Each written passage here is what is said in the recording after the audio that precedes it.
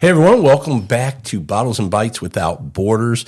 Today, Jaime Deleon back on the show. We're going to have a little conversation about wines you might want to try and enjoy, maybe you're looking forward to in the fall. Let's get into it. Welcome to Bottles and Bites Without Borders, where every sip and every bite tell a story. Rob is your host. Each week, he will take you on a delicious journey, from vineyard tales and distillery secrets to culinary traditions. So, grab a favorite drink, a plate of something tasty, and join us for another adventure with Bottles and Bites. Hey everyone, welcome back to the podcast. Thanks for stopping in for another episode.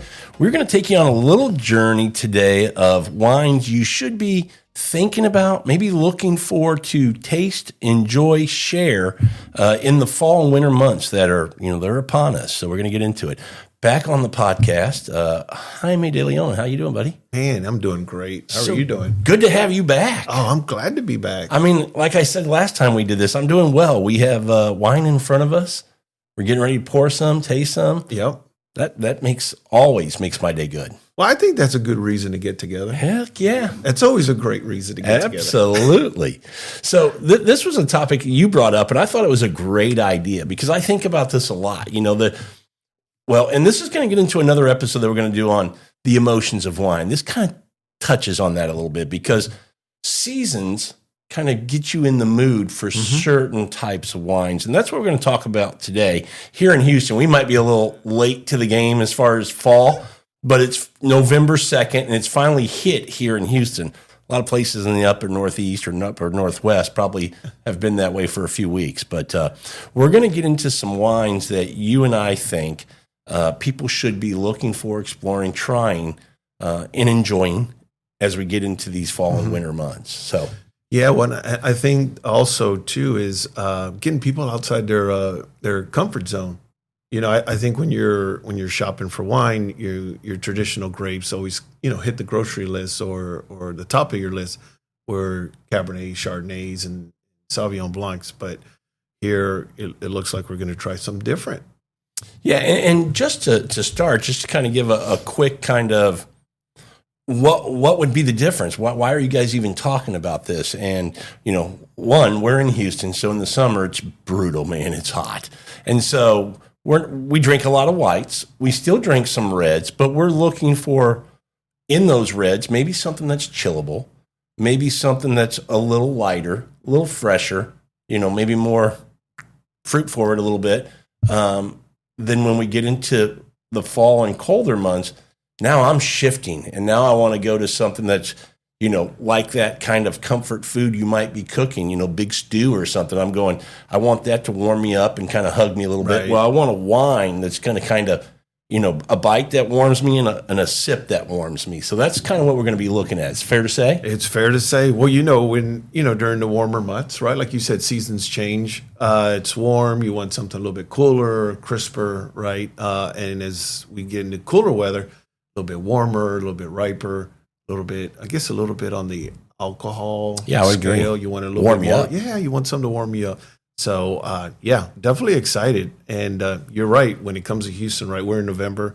I was looking at the weather forecast, and it looked like we're slowly climbing back up to the 80s. Don't say low that. 80s, but I'm like, hopefully come on, it's humidity. November. Yeah, the humidity is what makes it more difficult. Yeah, especially here in Houston. All right, well, we're going to start with a white that you and I are going to pour in the glass and sip on as we talk about this. Right. And then we're going to sip on the red next.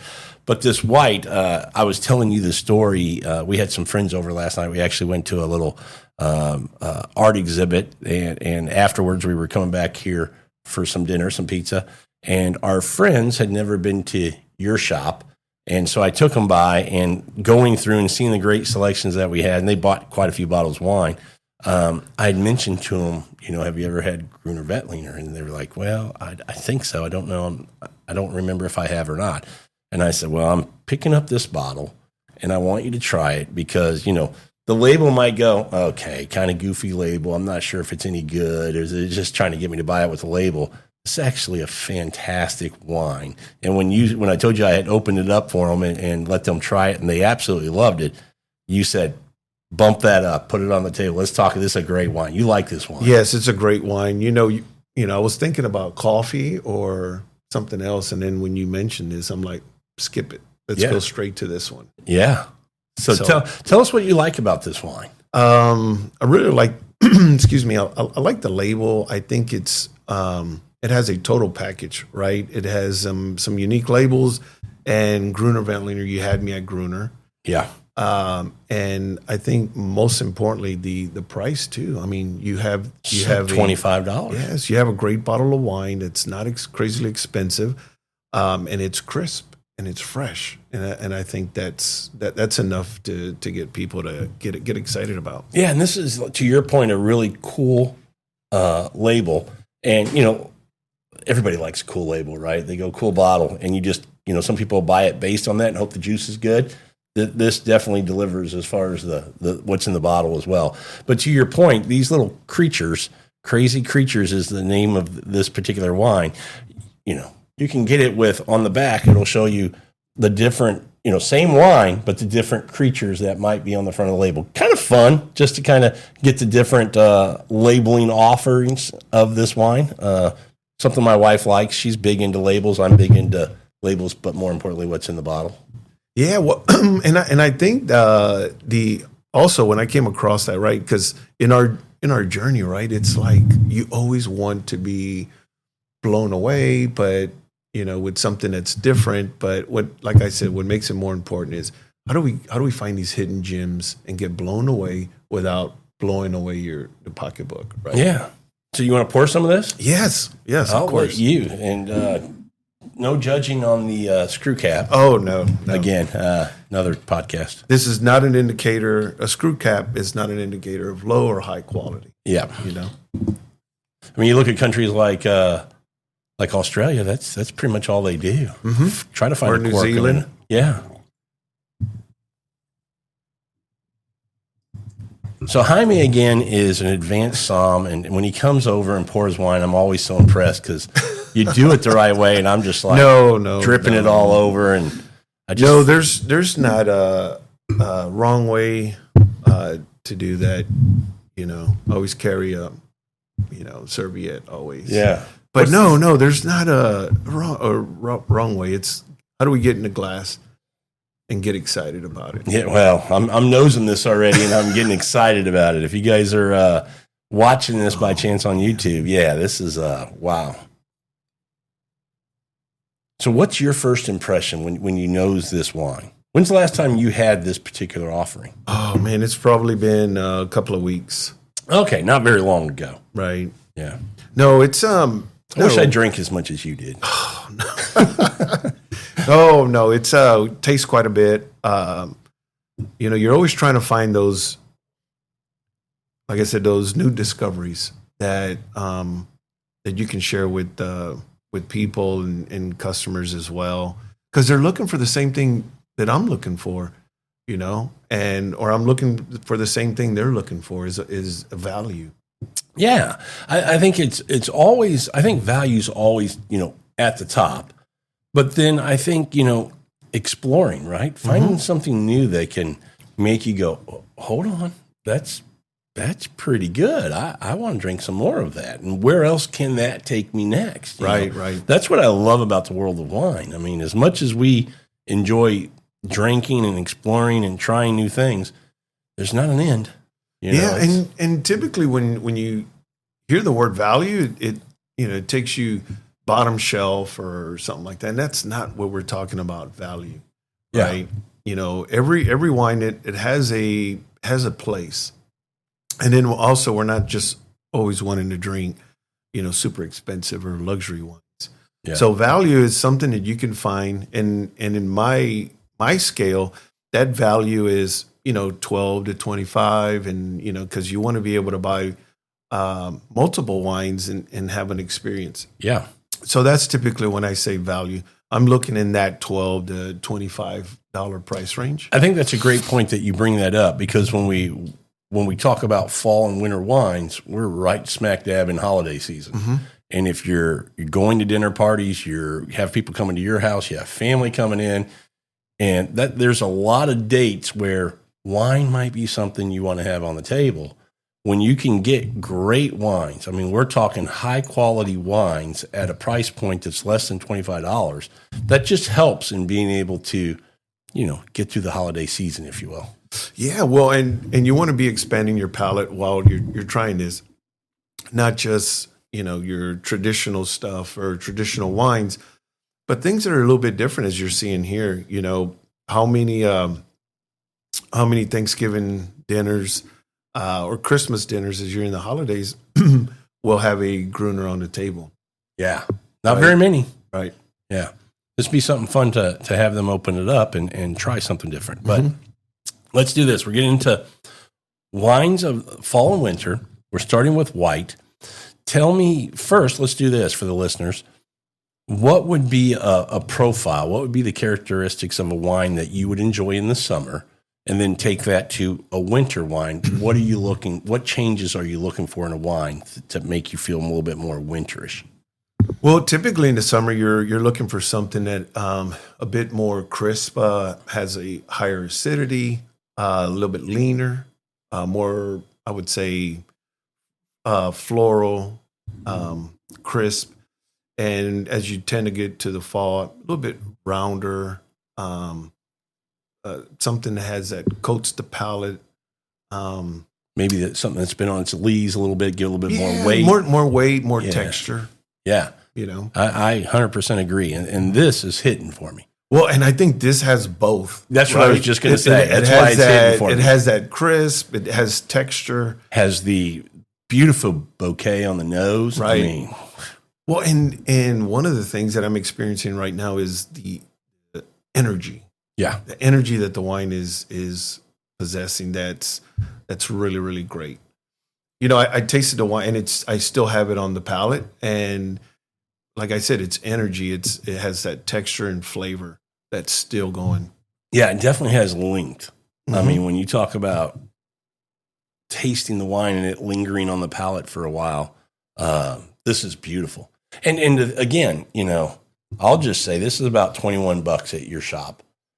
But I buy 6 wines, I still get 10% off. I'm less than $20. Well, and the thing, and that's what I'm saying. It's you're able to get multiple assortment selection when you get wines of this in this value price range, right? But I mean, going to the wine, like the nose, there's just so much going on. What are some other wines that take you to winter? To fall, to the cooler weather. White wines. White wines, you can do, I think about Chardonnay as well. That was my next one, yeah. Classical grapes. And another one that has maybe I wouldn't say a bad rap, but, people it has a myth that, in Riesling, typically has a myth that it's too sweet or it's or they're all sweet. Yeah. And there's just so much, That's the one grape that has, let me ask you this way. Is there another grape that has the range that Riesling has? I mean, from bone dry to dessert and so many stops in between. There's other grapes that you get bone dry, maybe a little residual sugar, and then maybe, they do a late harvest and do a sweet. But Riesling has there's 12 so many stops along the way. Yeah. The other one that I was going to mention is Chenin Blanc as well. Oh, I love that mention. You can made it in a sparkling. It could be made in a bone dry. It can be made with a little bit of touch of sweetness, and then also a dessert wine as well. Yeah, and it's still to what you were mentioning with that winter kind of characteristics with that weight and a little bit of roundness. I love a Chenin Blanc that can also do recently that. We had another appellation for Chenin in the Loire Valley of France is Sauvignons, which is made in a bone-dry, crisp, razor sharpness, but it has all of that aromatics and like dried fruit on the back. It's just an elegant wine. And can age. I've got some 2004 and some 2006 that we may need to pop sometime. Oh, yeah. We'll have to open that. Yeah, and it's not in a screw top. I mean, it's not in a cork. It's in a screw top. Right. No, just to go and show you that it can age. Oh, it with can this age. pre-top. And that's another thing. And when we get to talk about is how this really doesn't determine, if it's less quality. Yeah, that's not like because it's a lesser product, they just throw a cheap top on. Yeah, no. That's not what that indicates. It's so at all. misleading, right? Yeah, really is. So we got Chenin Blanc, we got Chardonnay, we've got obviously Gruner Veltliner, we got Rieslings, which can be great. And I think those grapes are kind of in that category. I'll call them of well-known or at least known grapes. Most of those. What would be a couple that you might say? Try these. These are some variations. Oh, I would say Pinot Grigio because you have different styles and it kind of changes its name, right? So you have Pinot Grigio from Italy, but then you got Pinot Gris, right? Great examples are from West Coast. You got Oregon that makes really great Pinot Gris. Yep. But then also in France, in Alsace, in the Alsace region, you got Pinot Gris. It morphs into a little fuller bodied, just a structure with a little bit more boldness and fruit forward. But then it has some alcohol levels increase a bit. Yep. So you get that warm roundness, that I wouldn't say oily texture, but it's very full bodied. What about you mentioned that region Alsace. What about a Pinot Bianco? That would be great as well. Yeah. Okay. Yeah, that's one that I think flies under the radar and gets missed a lot as a wine that is delicious. Mm-hmm. Yeah. Yeah. No, great example. But another one. I was going to say, what do you think about a Soave Classico in this kind of category? Oh, yeah. Yeah. Yeah. Up north in Italy. Yeah, that would be great as well. And Viognier. Oh, Viognier would be good. Yeah. Yeah, because you get the New World style where it's fruit, just a garden of aromas, and then of course you're going to France, South France, and then also in the Rhone Valley. Yeah, that makes great examples. See, everybody, we're giving you some options here. I mean, things that that might trigger and go, oh yeah, I forgot about that. I got to try that this year. I know Chenin Blanc, but typically I just go straight Chardonnay for Thanksgiving. Maybe you need to try something different, and a Soave Classico could be a good one.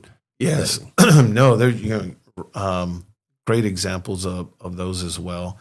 And you can, and the thing is they just don't have to be drunk in the summer, I'm with you. Another grape is that goes good with seafood, right? We eat seafood during the fall. Yeah. But even Albarino is another white grape from Spain that, it's drunk in the summer and it's crisp and fresh and pairs well with seafood.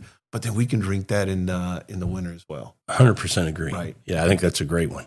I love Albarino because just all Albarino gets a little lees time, so you're going to get a little bit more of that weight, a little bit more roundness on it. Well, and producers are also taking it a step further, and they're letting it sit on lees a bit longer. Are they really? Yeah. So you're going to see a whole new wave of Albarino with more lees. Oh, that'll be fun. Yeah, That'll maybe be we can do that on one of our episodes where we talk a little bit more about Albarino that are on lees. I think that's a good tease. Yeah. That episode coming in the future for sure. Stay tuned.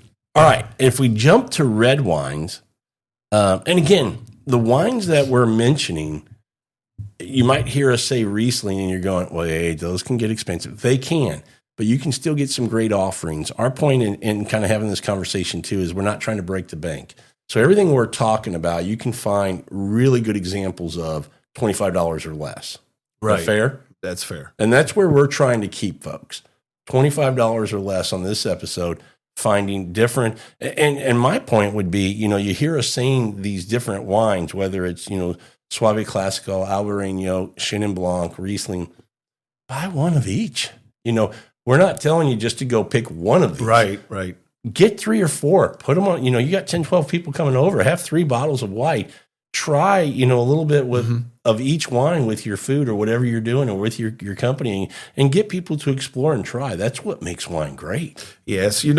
Every one of these wines, we talk about the summer again and you talk about all those fairs or dishes you would eat during the summer. They would go really well with holiday pairing as well. That's a good point. Yeah. All right. Before we close out whites, anything else kind of pop in and you go, oh, hold on, let me mention this, or are we good? Well, I think we're good I for mean, there's a million places you could go, but I think we don't want to overload the listeners either. No, you don't. And, like I said, the best way to learn is you got to try them. Yeah. So we're going to say stay with Chenin Blanc. Chardonnay. That's one that you think of, and I think that's great. But maybe what you do there is you look around a little and go, every year I get a California Chardonnay for Thanksgiving. Well, maybe now you're going to go to New Zealand, or you're going to go to Australia, or you're going to go to Chablis, someplace like that. Get a different expression of Chardonnay.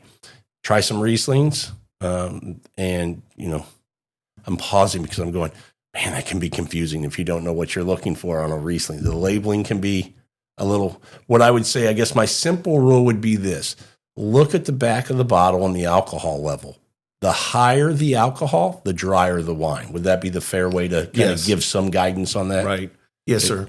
You got 7% alcohol. That's going to be pretty sweet. No, and the other thing too is that we forgot to mention is, most of these wines we're talking about, even without the Riesling, even like this one here, this Gruner, they're not high in alcohol. Yeah. What is this one? Like 12%, 11.5%? This one, 12%. 12%. Yeah. Right.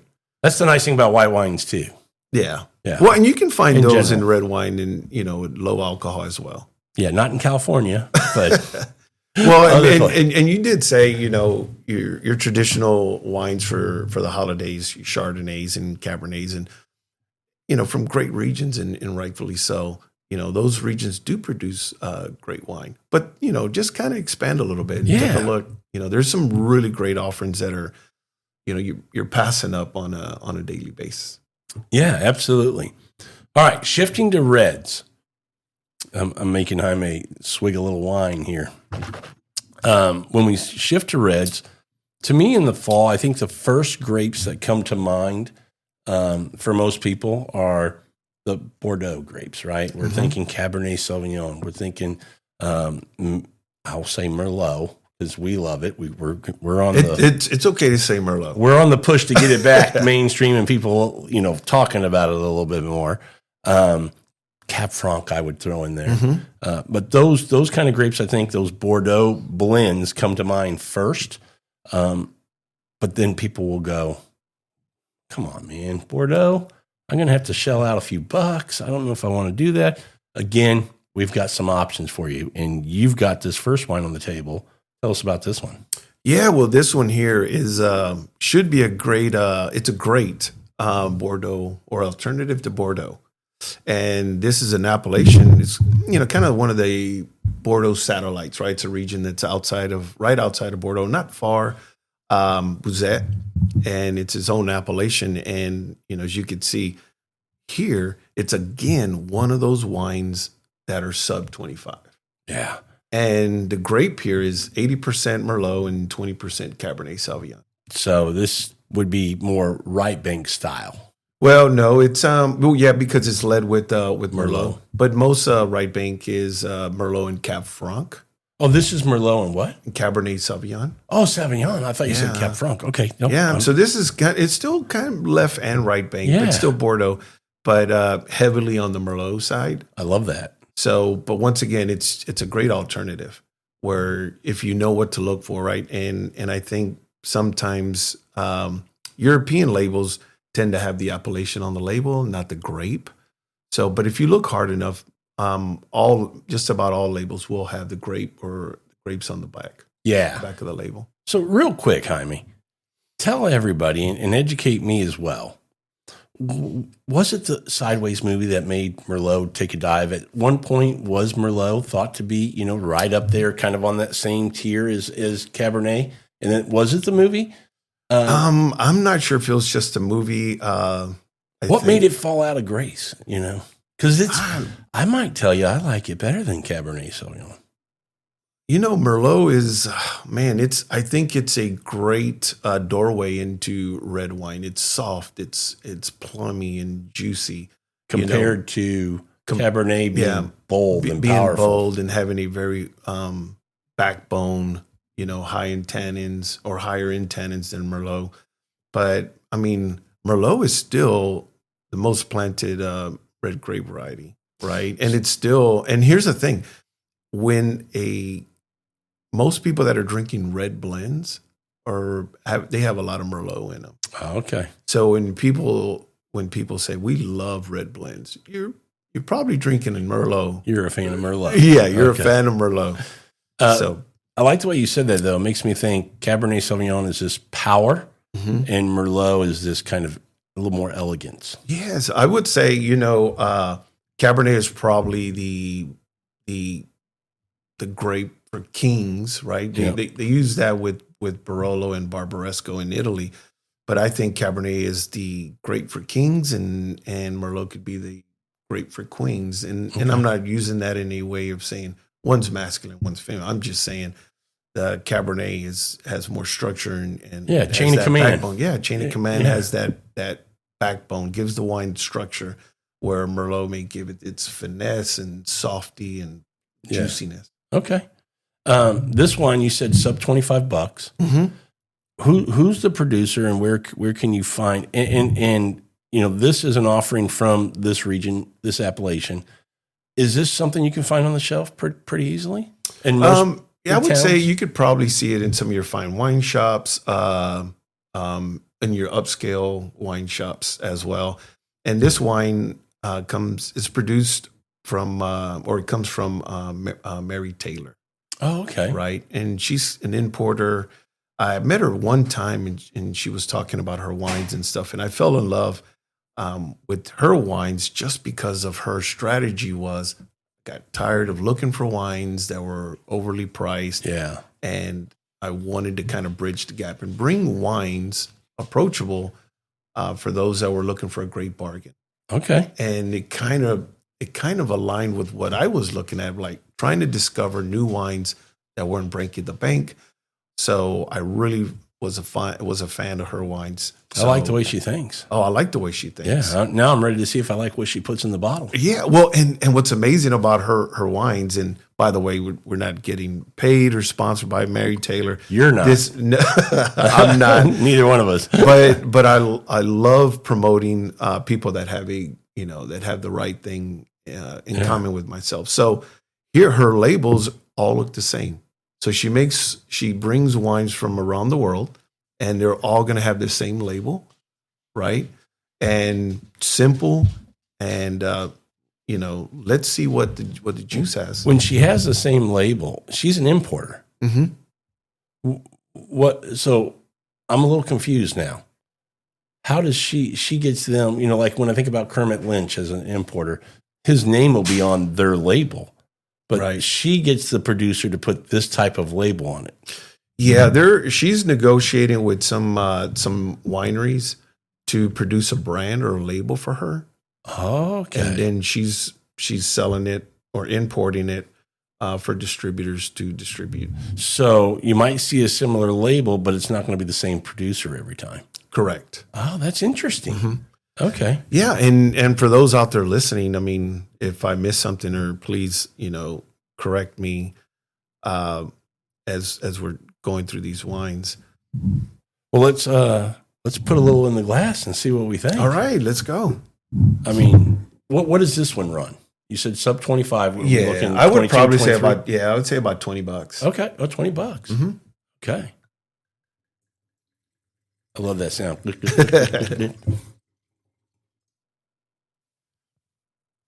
Man, it's nothing like having a somm pour you wine No. talking on a podcast. It's about having fun and enjoying the bottle. So my first impression was not as dark as I thought it might be. What's the alcohol in this? The alcohol here. Oh my gosh. That's a nose. Creeps up, heads in 14. Oh, that's not bad. Wow, that's a beautiful nose. Oh, wow. Yeah. It's been a while since I've had these. Oh, it smells good. Yes. Wow. When I stuck that in there the first time. Oh, man, that's black plums. But here's another thing too, Rob, is when people talk about, or when they're tasting wine and they want to get into, descriptors and fruits and non-fruits. What I like to do is, and I think one of the things about wine tasting is, what is the emotion like? What's the energy that you get from the wine? Yeah. And I think those are some of the things that we need to bring back in more wine tasting. It's let the wine tell you, let the wine speak to you, and how does it make you feel? I think you bring up a good point. The only thing I would add to that is there's no wrong answer. Everybody's going to react to a wine differently. The chemical makeup of Jaime versus Rob is different. So when you smell or taste a wine and your interaction with your chemical makeup and mine with it is going to be different. Right. But it's not wrong. It's Right. very subjective. There might be some objective things we can talk about. But when we talk about what do you like and what does it speak to you, what's it saying to you, how does it make you feel? There's no wrong answer. It is what it is for each person. Yeah, and that's the thing. It's everybody's different. And if I may, we had a similar experience yesterday. We went out to dinner, and it was my wife, my daughter, and my niece, and we had a great time. And the som at the restaurant, came to the table and just asking what do we drink or how do we feel, and we just turned it over to him and said, surprise us. And he brought a bottle of wine and he said, hey, tell me what you think, and we think it's going to go well with your meal, but here's something. And it was a wine from Mexico, and it was a Tempranillo Cabernet blend, Which is unusual. But get this, on the way home, my wife and my daughter couldn't stop talking about it. Well, let's also preface that with your wife dabbles in wine. And so for her to kind of be like, Yes. yeah, Yeah. And they couldn't stop talking about it. And even today, they're like, hey, I was thinking about that bottle. And so was I. see, that's awesome. And I think that is what it's all about. Yeah. It's not about, it's one thing about, Grand Cru, single vineyards, regions, and here and there, and what's expensive and what isn't, versus how does it make you feel? How was your evening and what was the experience? Yeah. I agree. Okay. First of all, this is one of those wines where I don't even want to take a sip because I'm just enjoying nosing it so much. It's just. Well, and to me it's like, what's the experience today? What is the experience right now with this bottle, sitting here talking about it on podcasts, Rob and Jaime? So what does this speak to you? For me, I'm getting that winter kind of feel. I'm getting, these big kind of black fruits, but I'm also getting this kind of spiciness on the nose as well that's back there that I'm going. It makes me think wintry kind of, comfort kind of, I think comfort food. This to me is going to be a comfort wine. I'm expecting when I take a sip of this, I'm going to get this kind of warm hug from this wine that makes me go, oh, that feels good. How about you? I get that plums, that dark fruit, but then there's also a hint of like baking spices here. Right? That's what almost I'm like getting. baking, like it's the holidays and you get that baking, Exactly. those baking spices of Christmas. It's not super spices. pronounced. It's just kind of back there. Yeah. It makes you go, wait a second. That's kind of Christmassy. Yeah, but it's an inviting aroma, Yeah. right? Like you said, I haven't sipped it yet, and I'm enjoying the aromas here. Yeah. I'm kind of like, man, I'm afraid to sip it because I don't know why. I just like nosing it so much. I don't want to stop nosing it. But yeah, delicious wine. All right. So this is and we're going to have to sip it and give a little thought on it. But this is a Bordeaux alternative. And Yes. what would be some other Bordeaux alternatives that you could find? Same grapes, different regions, not in Bordeaux. Where would you go? Where would Jaime go for those wines? Ooh. For the same grape varietals? Using Yeah, I same think the grape- Bordeaux grape Yeah. varieties. What do you think? You can, I would say, Washington State. Good one. They're pretty good. They're doing really good with Merlot grape, and they're blending some Bordeaux's. I would say our California. You know where I went first? Where? South America. Yeah, and that's I was going to go there next. Yeah. South America. are doing a really great job as well. I think Chile does really good with some Cabernets. Mm-hmm. And then you and I both know, and you've helped me kind of understand a little bit more about the great Cab Franc wines in Argentina, but also the Malbecs that they're doing, which is also in that Bordeaux family of grapes. I think those are some places that, you can still go and get some, and maybe even, I'm not sure how much blending in Australia. When they do their Cabernets, what are they blending with? Are they blending with Merlot? Yeah, they'll be blending with Merlot as well. So maybe check out Australia too, if you're looking for those Bordeaux types of grapes. Yeah, also what they're doing a really fantastic job is in Tuscany with like Super Tuscans or Toscana. Oh, I think that's a great one, because you talk about sub 25 again. You can get some great Super Tuscan. That's a great one, Jaime. Yeah. In Tuscany. And they may add some are adding some Sangiovese to Cabernet, I was or just gonna say Sangiovese that. to Merlot, or even just Merlot and Cab by itself. Yeah. It's really good. I have had some Cab Merlot and Sangiovese blends over there. I love that they blend a little bit of the Sangiovese in there as well. Right. I love those wines. That's a great call. I think that might be my first choice. Oh, really? That would be the first place I might go. Well, and even in Spain, if you look for like Pago wines or designated as Pago, single vineyards, they're doing a really good job also with French varietals. Okay, that's a good point, and that's a good kind of transition into another grape that people might like if they like those big Bordeaux wines. Would be Tempranillo in Spain. Yes, another good choice. Yeah, because you have because Tempranillo is another grape that can kind of morph, into a riper, warmer climate. Like I just told you, how Tempranillo is doing really well in Mexico. I mean, they're blending it with Cabernet, and I thought it was delicious. Yeah, absolutely. Mexico's doing some innovative things. Yes, outside the box. Yeah, and I'm going, why are you doing that? Okay, let me try. Oh, that's good. They're surprising me a little bit. So have you tried it already? I just did. What do you think? I'm not going to tell you till you take a sip.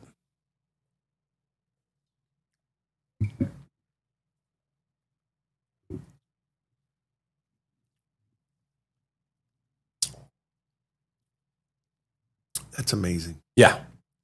Beautiful wine. Here's what I'll tell you. It's more elegant than I was expecting. I was expecting a little bit more oomph on it based on the nose. But I'm pleasantly surprised that this has kind of got this finesse going on. This is a delicate, beautiful wine. The tannins are soft. Yep. It has those black fruits that are very, very ripe, but there's enough acidity to just balance it very well. Yeah. Beautiful wine. Wow. This is really, really good. I don't know. It would be a fun exercise to have people taste this wine, meaning wine people, and go, what would you pay for that? Because I think this is punching up. I think they would be at least around $40 for something like this. They would never think $20. Well, and looking at the label, does it look like something you would find off the bottom shelf? No. Right? Does it to you? No. I don't think so either. Yeah. It's simple, but I like the label. I like simple labels for the most part. Like this, if I didn't know what it was, it probably wouldn't make me buy it, because I have this mindset that labels can be kind of gimmicky. Mm-hmm. They want you to buy it based on the label, where I want more. Now, there's obviously like Crazy Creatures, some bottlings that are awesome, cool labels that also have great wines. But for the most part, I like to keep it simple. Give me good juice in the bottle. Mm-hmm. Well, and Mary Taylor's other offerings are just as good. So, what does she do? Is she reds, whites, grapes from all over the world? Does she stay in kind of a category of Bordeaux kind of wines, or what is she? No, she from what I've seen is she touches many regions. I've seen some from Portugal. I've seen some from Central France. Nice.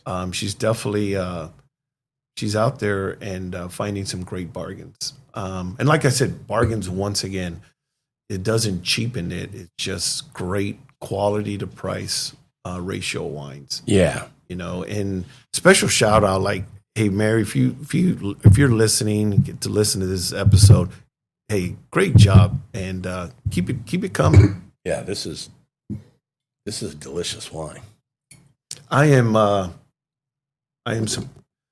surprised at how just good this wine is. Wow. That blows me away how good that is. All right. It's not overpowering. It's not. And let me say this. We haven't mentioned this yet. This is a 2019. You're talking about a $20 wine with like 6 years of age on it that is still got time left in the bottle. The way the structure is on this, the tannins are still strong enough. I mean, the alcohol, it can go a little bit longer. I mean, this go a few more years, no problem. And Rob, I would even think about what New World wines, California wines, that for a person that just drinks California wines or fruit forward wines, if you blind this or if you were to serve this to them and ask them what their thoughts were. Oh, they'd love it. Yeah, they would love it. And then I'd tell them the price and they'd go, how many can I buy? Right. These are the kind of wines I love because, again, I always say they punch up. I mean, I would go, I'd pay $40 for this all day and be happy. Paying $20, I'm ecstatic. I mean, that's like, definitely. I feel like I'm getting over on Mary. Definitely, this would be both of these wines would be crowd pleasers. Oh. I don't think there'd be anybody disappointed to have these in their glass. No doubt. And they'd want to drink more and they'd want another glass. And that's the thing about wine is, you would drink the first glass, but would you drink a second? Yeah. And a third? Well, and the other thing I always ask is if you were at a friend's house and they poured you a glass of this, would you go, where can I buy that bottle? Do I want to buy a bottle of that? Because that's usually what I'll do. Hey, you mind if I take a picture of that? Because I need to get me some. Yeah. That's really it's good. really, really good. Yeah. So other grapes that, kind of make you go winters. I mean, I'll drink them year round, but they also come in a style that winter I'm going to enjoy these. Is there some other red grapes that you enjoy? There's a couple that come to mind for me. I would say Gamay, for example. Okay. Yeah, because it's not really thought of much, but it produces real, I would say, fruit forward and powerful wines. And I say powerful because Gamay, Beaujolais, Village, right? But Gamay can produce a very full-bodied wine. Okay.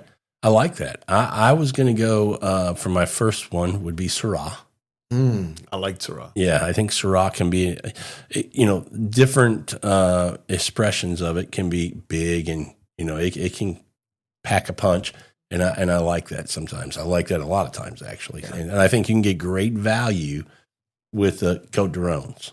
Oh, they're so amazing. And you know what, having that, I'd like to add on that, Grenache should be another grape. Because you find so many, it just has different interpretations where it's grown, full-bodied, or even just medium body, but just they both deliver. I think that's a great one too. Yep. Yeah. And I think about those big kind of bold ones out of Spain. They can get some ripe Grenaches out of Spain. Yeah. Anything else? And I would probably say... we mentioned Tempranillo. Tempranillo. Another one that's kind of hidden, that's kind of there's some guys making some great stuff coming out of a northern Spain. Mencia is another red grape that can kind of fill in that like Pinot Noir kind of in style, and a little bit more fuller. And what's amazing about Mencia, it is a great translator of where it grows. Yeah, I think that's a great one. You exposed me to that grape a little bit more, and man, I've had a couple bottles, nothing too expensive, but even at a price point of $16-17, I'm going, this is delicious. What a great grape that hits in a lot of ways. I mean, it's just a really good wine. I'm going to steal one of your grapes and throw this out to the folks as well. You ready? Ready. Aglianico. Oh, my God. Yep. I know that's one of your favorites. That is my favorite. But this is a big wine that you can get some great examples under $25. Yeah, no, Aglianico is one of those grapes that it's another one that no one really talks about. Should be on a lot of people's radar. And matter of fact, in Italy, it's considered the Barolo of the South. Yep. Right? Big, massive, but in the hands of great producers, they can tame this grape and just make something very elegant as what we're having here today. But still has this structure that can age for can age for a long time. It's got tannin. It's got it's a beautiful wine. And when you hear those people that go, I like volcanic wines. Hey, it hits on that. It checks that box too. Oh, definitely. Yeah. And it can pair, but it's light enough where it can even pair with a margarita pizza. That's what I like about it. I think it's got this versatility to it. Kind of reminds me a little bit of like a Barolo, like you said, but also maybe a little bit like a Brunello that can do a similar thing. Yeah, for sure. Yeah, no, there's just, going into Italy, right? You can, there's some other grapes. Nero d'Avola would make another one, Barbera d'Asti.